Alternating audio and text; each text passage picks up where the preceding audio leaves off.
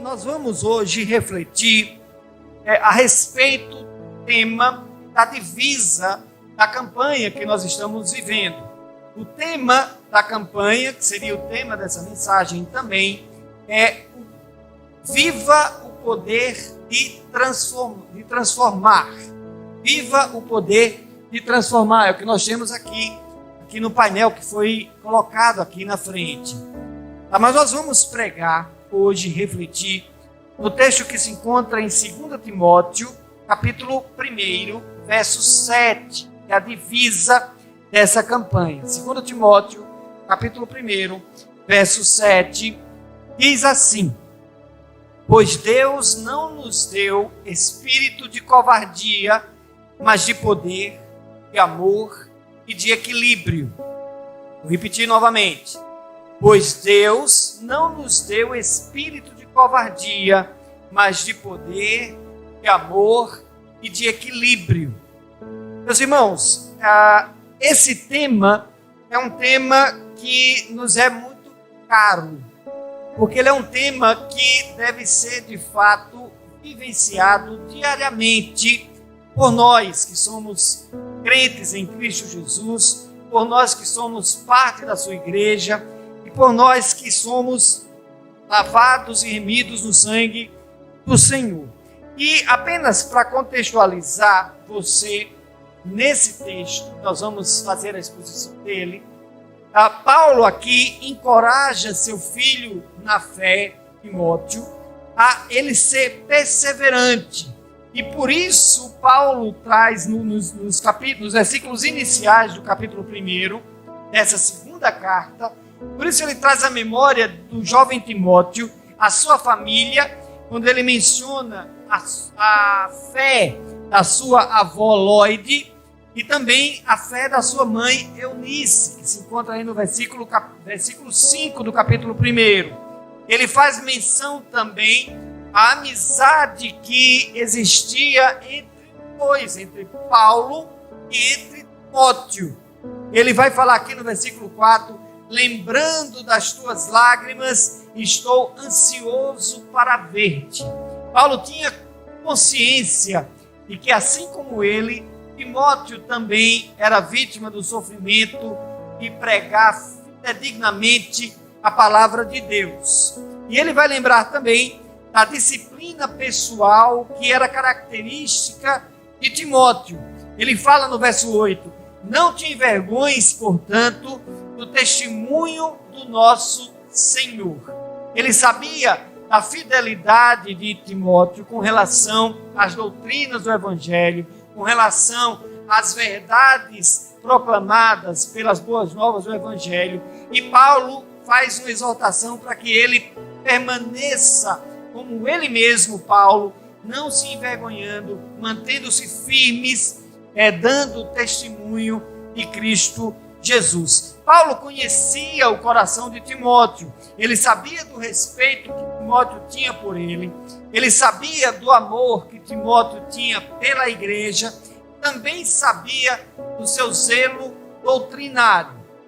E as palavras de Paulo aqui no verso 7 e nos primeiros versículos do capítulo 1, nos fazem entender aqui as qualificações que são esperadas e que devem fazer parte do coração de um pastor ou de um líder do rebanho do Senhor. Pelo menos esse é o contexto original. É desse assunto que Paulo está falando com seu filho Timóteo, a respeito das características que ele próprio, Timóteo, deveria ter como pastor da igreja, como líder da igreja de Cristo. Mas, nessa noite, eu gostaria de aplicar essas mesmas qualificações que Paulo dá para um pastor, para cada crente como pregador do Evangelho de Cristo Jesus. Essas mesmas características que são esperadas de um pastor, e aí a gente fala obrigatoriamente o pastor tem que ter, porque ele vai exercer esse ofício na igreja, mas as mesmas características esperadas de um coração pastoral, é necessário que cada crente tenha também Porque nós temos um sacerdócio universal, todos nós temos a missão de pregar esse evangelho e, portanto, as mesmas qualificações que se espera também, que se espera de um pastor, as mesmas qualificações também devem ser encontradas no coração de um crente que está disposto a pregar o evangelho. Sim, porque esta missão pertence a todos nós, a todo aquele que crê. É essa comissão que nos foi dada por Cristo Jesus. Ide por todo mundo, pregai o evangelho a toda criatura. Essa missão não pertence apenas ao pastor, mas pertence a todos nós. Então, a primeira qualificação que nós vemos aqui no versículo 7 é que o coração de um crente que está disposto a pregar o evangelho, ele precisa reconhecer que o poder que há no evangelho vem de Deus e não dele. E o poder que está no evangelho vem do alto e não do seu conhecimento teológico, não da sua experiência, não do seu tempo de crente. Ele é um poder divino e não humano. Olhe para o texto que nós lemos aqui, como que está servindo de divisa para a campanha. Olhe para o texto e diz: porque Deus não nos tem dado espírito de covardia, mas de o quê? Poder. O evangelho, meus irmãos, ele é o poder de Deus para todo aquele que crê. O evangelho é o poder de Deus para todo aquele que crê. Nenhum método de evangelização é mais poderoso do que um crente humilde, despojado de si mesmo e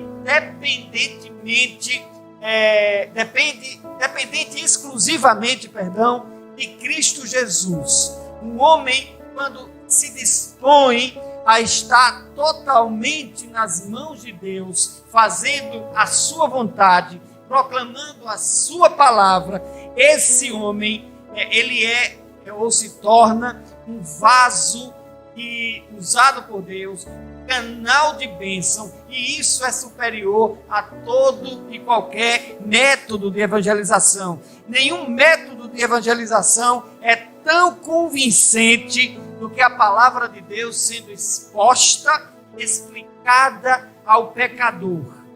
Quando esse homem, usado por Deus, dependente de Deus, e despojado daquilo que tem de si mesmo, esse homem abre a sua boca para explicar a palavra de Deus. Essa palavra que é pregada por ele, ela confronta, ela exorta, ela penetra no coração do homem e vai na divisão da alma e do espírito, como diz o escritor da carta aos Hebreus, e santifica o pecador que se arrepende. Olhe para Atos capítulo 1, verso 8, vai nos dizer o seguinte: mas recebereis poder ao descer sobre vós o quê? O Espírito Santo, e sereis minhas testemunhas. É este poder que Paulo diz que o Espírito de Deus nos dá. É esse poder que está registrado aqui também por Lucas, quando ele escreve Atos. É esse poder que nos é dado dos céus. É esse poder, o Espírito Santo de Deus, que nos enche de ousadia, que nos enche de intrepidez para anunciar as gloriosas verdades do Evangelho de Cristo Jesus, para anunciar as boas novas de salvação ao pecador. É este poder do alto que nos faz gritar com fé, com força: viva Jesus é poder. É este poder que arranca de nós o medo, que arranca de nós a covardia e transforma homens improváveis em corajosos missionários, dispostos aí a desbravar campos em países estrangeiros, em países que são totalmente desconhecidos da sua cultura, do seu idioma materno e também das suas leis e do seu conhecimento. Viva! Jesus é poder. É esse o tema da música da canção que nós cantamos aqui para essa campanha. Viva! Jesus é poder. Louvemos, meus irmãos, a Deus pela vida de homens e de mulheres que foram chamados pelo Senhor para anunciar as boas novas do Evangelho por todo o mundo. O mesmo poder que encorajou a esses homens, que encorajou a essas mulheres, que encorajou os apóstolos no início da igreja, ainda se manifesta nos corações de todos aqueles vocacionados que se dispõem para ir até a seara do Senhor. Vejamos agora o que diz o texto com relação à segunda qualificação que nós devemos esperar de um coração que está disposto a pregar o Evangelho. Um crente que evangeliza precisa ter o coração governado pelo amor às almas perdidas. É essa a segunda característica. Um crente que evangeliza precisa ter o seu coração governado pelo amor às almas perdidas. Aquele que anuncia as boas novas precisa gostar e saber lidar com gente.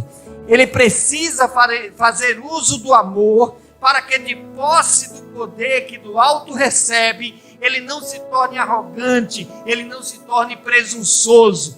É o amor às almas perdidas que traz equilíbrio ao poder. Desse equilíbrio que Paulo fala a Timóteo, é o amor às almas que traz moderação e domínio próprio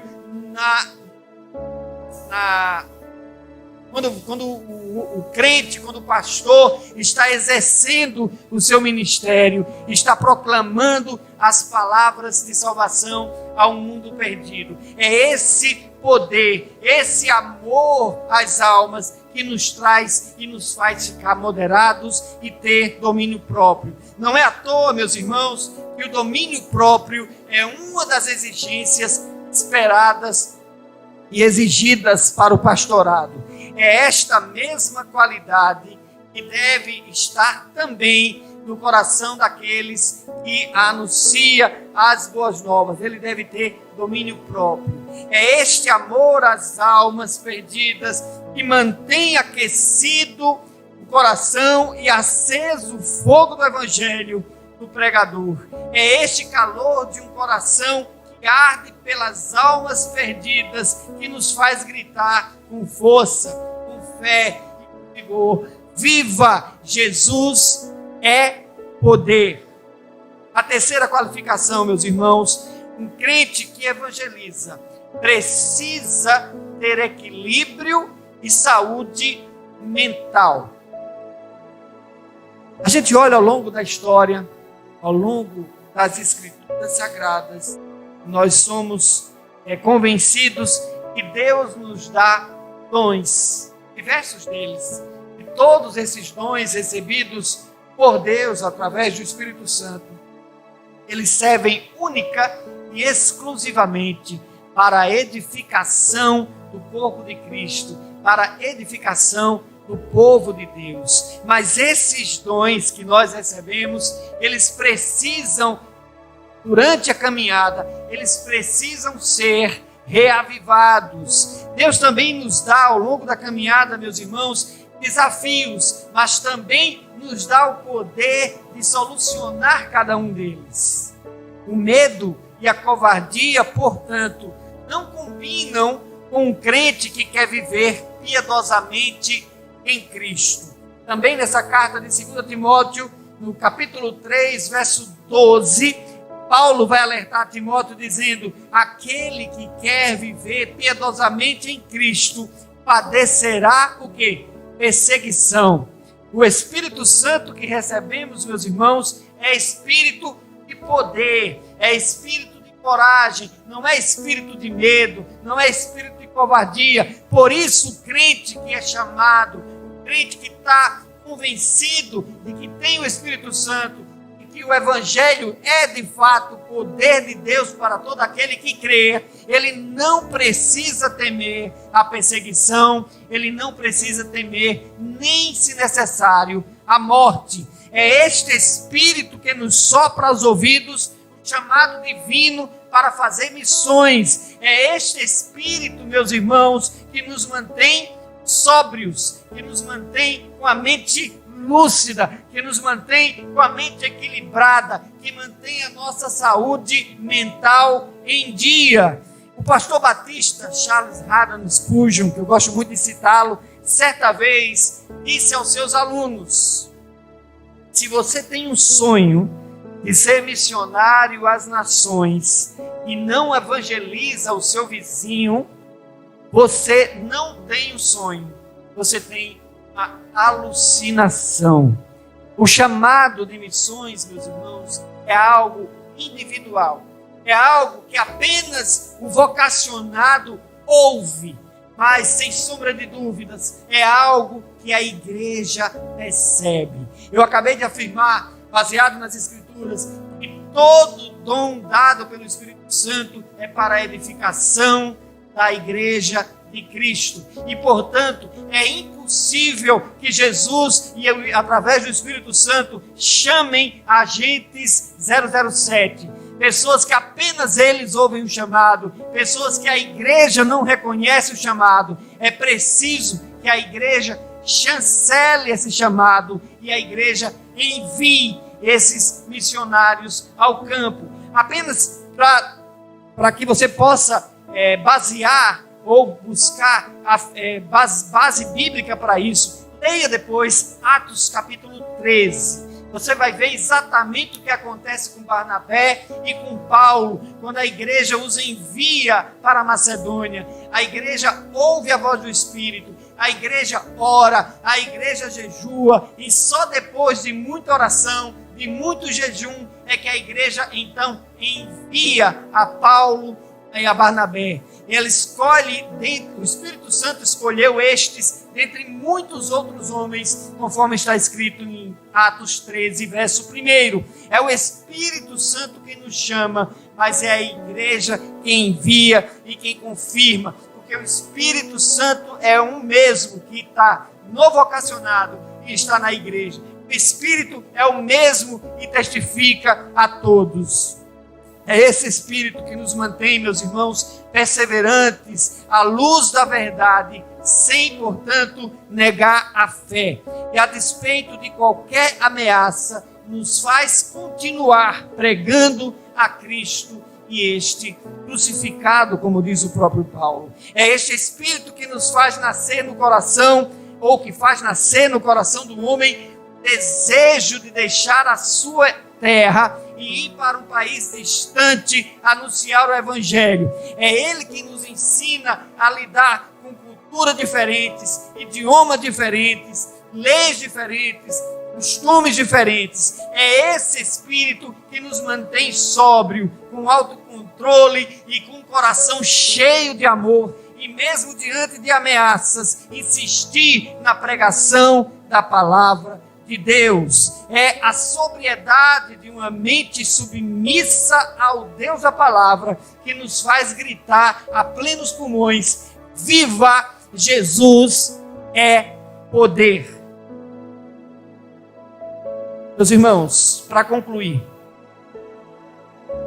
ter homens no campo missionário enfrentando a solidão, enfrentando as ameaças, enfrentando as dificuldades financeiras e a distância dos familiares e dos amigos, deve ser, portanto, motivo que deve nos aquecer o coração. Nós temos em nós o mesmo Espírito que está neles. Ouçamos a voz desse Espírito. Esse Espírito clama, esse Espírito está nos dizendo: viva Jesus é poder. Que possamos então, meus irmãos, orar por cada um deles, que possamos contribuir financeiramente para que eles permaneçam lá, que possamos ouvir o chamado e nos juntar a eles no campo com oração, que possamos ter no meio de nós e identificar através do próprio Espírito Santo que em nós testifica os vocacionados, que a igreja possa orar para que homens, para que jovens, para que mulheres se levantem vocacionados por esse mesmo Espírito, com o desejo e com o coração aquecido de ir declarar às nações: viva Jesus é poder.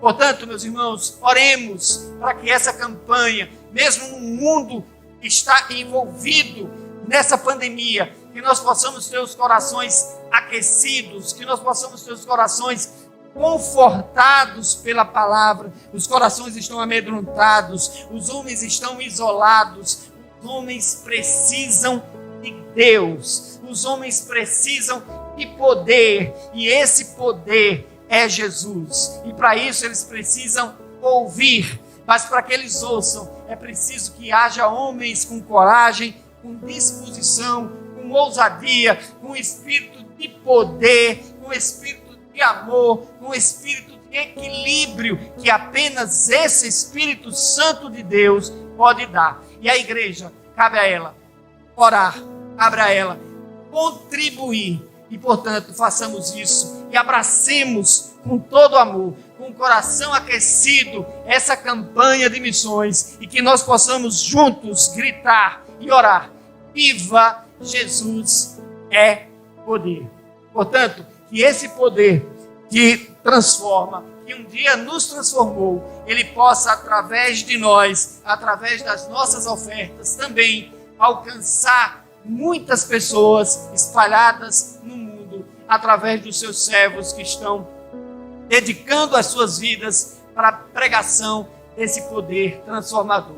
Que Deus possa abençoar você, que Deus possa abençoar a tua casa, que Deus abençoe esta igreja e abençoe também a cada missionário que está no campo.